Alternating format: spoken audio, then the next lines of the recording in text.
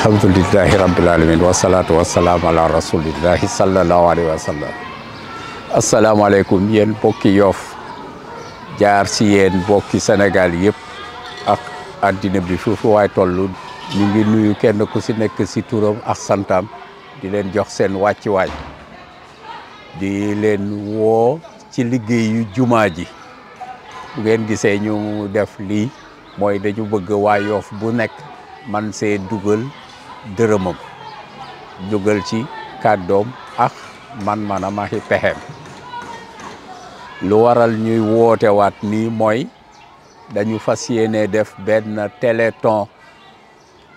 samedi bii ñëw ba sa topp muy le 18 janvier 17h fii si jumaa ji téléthon boobu ñu bëgg kenn ku si nekk def ko yittey boppam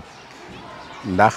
ñu ngi tollu si war a kuule teg nañu urdi yi nii war a kuule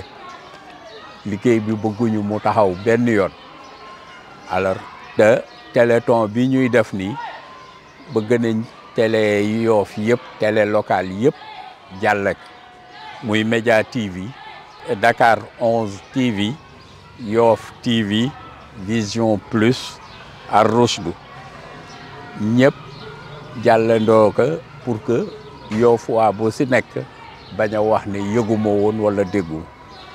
bon ñuy ñaan kenn ku si nekk bu ko jotee mu man ko jotal ki ko jege te man ko woo ci mu jàpp ci liggéey bi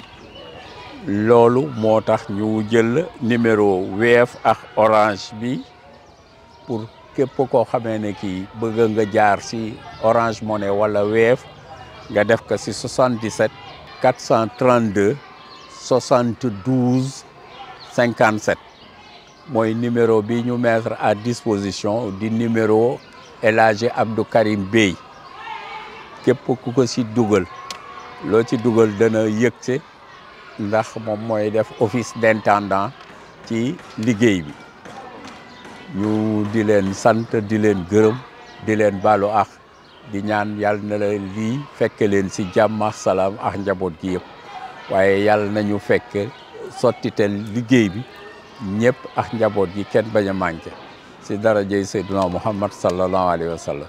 wa ma zalika àlallaahi bi aziz jërë ngeen jëf